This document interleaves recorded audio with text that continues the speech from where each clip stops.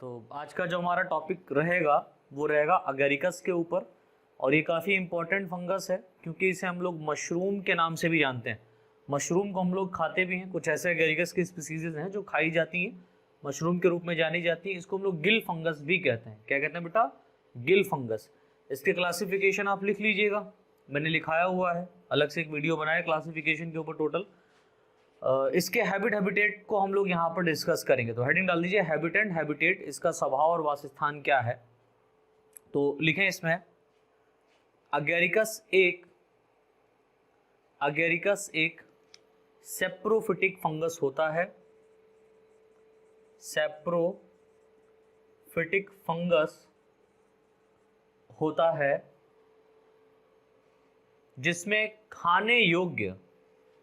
जिसमें edible part या खाने योग्य भाग फ्रूटिंग बॉडी, जिसमें खाने योग्य फ्रूटिंग बॉडी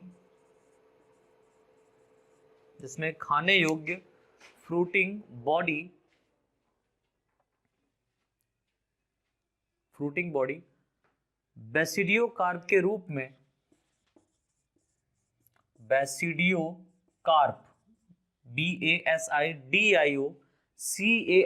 बेसिडियोकार्प के रूप में, दैट मीन्स फॉर्म में प्रोड्यूस होती है। बेसिडियोकार्प के रूप में प्रोड्यूस होती है। अतः यह बेसिडियोकार्प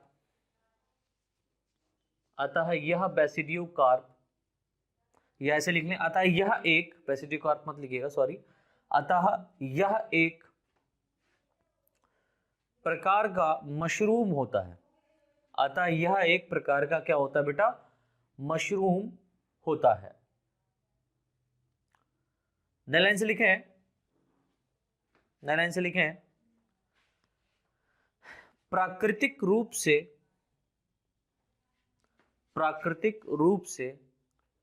यह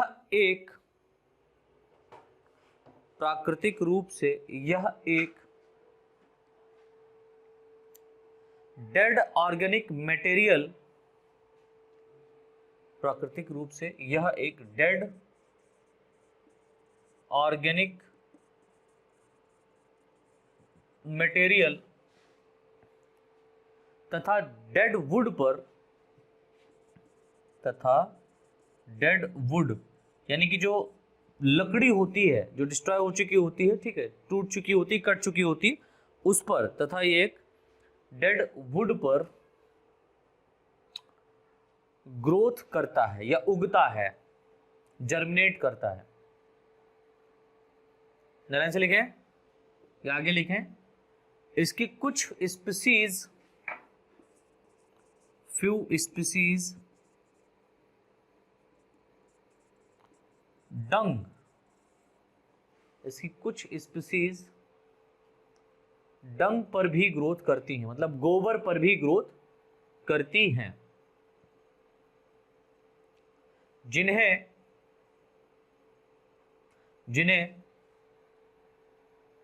कैप्रोफाइलस स्पीसीज कहते हैं। कैप्रोफाइलस स्पीसीज या कैप्रोफाइलस फंगस कहते हैं, फंगस या स्पीसीज कहते हैं। लाइन से लिखें बेटा, अगेरिकस की खाने योग्य स्पीसीज यानी कि जो खाई जाती हैं,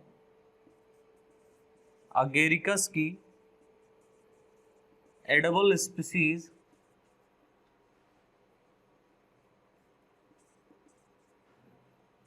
खाने योग्य स्पीसीज मशरूम के रूप में ग्रो कराई जाती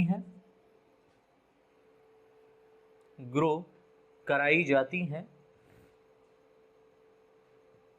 जैसे Agaricus bisporus,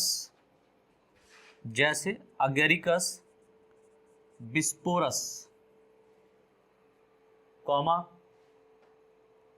Agaricus comma Agaricus campestris,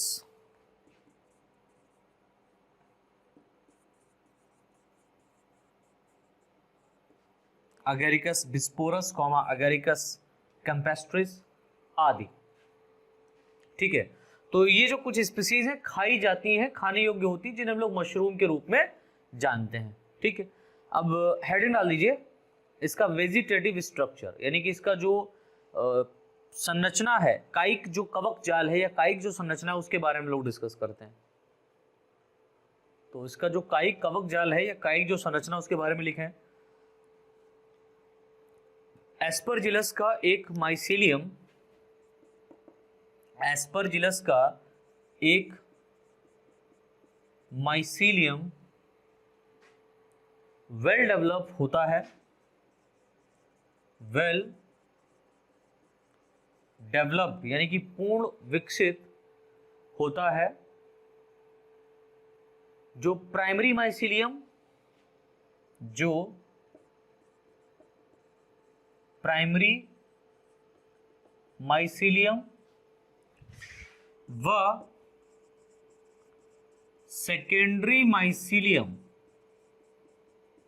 जो प्राइमरी माइसीलियम व सेकेंडरी माइसीलियम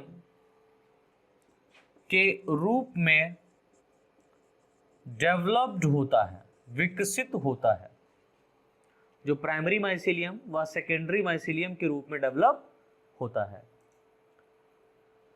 नई लाइन से लिखे हैं, अगेरिकस की लाइफ साइकिल में, अगेरिकस की लाइफ साइकिल दैट मीन्स जीवन चक्र में स्टार्टिंग में बेसिडियोकार्प के रूप में, बेसिडियोकार्प के रूप में, फॉर्म में, स्टार्टिंग में बेसिडियोकार्प के रूप में, या ऐसे लिखें बेसिडियोकार्प के जर्मिनेशन द्वारा, बेसिडियोकार्प के जर्मिनेशन द्वारा प्राइमरी माइसीलियम, जर्मिनेशन द्वारा प्राइमरी माइसीलियम डेवलप होता है। ये सही है, प्राइमरी माइसीलियम डेवलप्ड होता है, जो मोनोकैरियोटिक दैट मीन्स एक केंद्रक वाला, यानी कि इसके अंदर एक केंद्रक पाया जाएगा और सेप्टेट होगा। ये जो मोनोकैरियोटिक कॉमा सेप्टेट, यानी कि इसके जो माइसीलियम होगा वो सेप्टेट होगा। ठीक है, कॉमा मल्टी सेलुलर, ठीक है, एंड और पॉजिटिव व निगेटिव स्ट्रेन,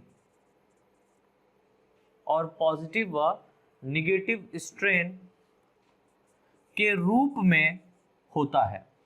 तो मैंने बताया कि जो यहाँ पर अगेरिकस का जो बेसिडियोकार्प है वो जर्मिनेशन द्वारा या जर्मिनेशन करके प्राइमरी माइसीलियम को क्या करता है, डेवलप करता है।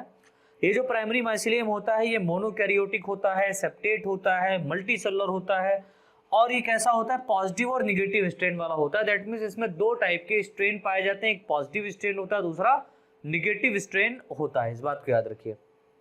ठीक है, नए लाइन से लिखे हैं, प्राइमरी माइसीलियम कुछ समय के लिए, प्राइमरी माइसीलियम कुछ समय के लिए एक्टिव रहता है, यानी कि थोड़े समय के लिए एक्टिव रहता है, तथा पॉजिटिव व निगेटिव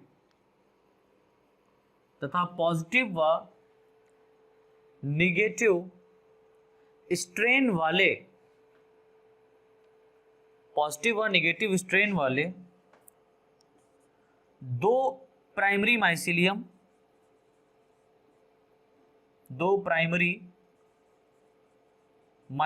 यानी कि यहां पर जो प्राइमरी माइसिलियम में पॉजिटिव और निगेटिव स्ट्रेन वाले दो यहाँ पर ब्रांचेस हम ये कह सकते हैं, ठीक है।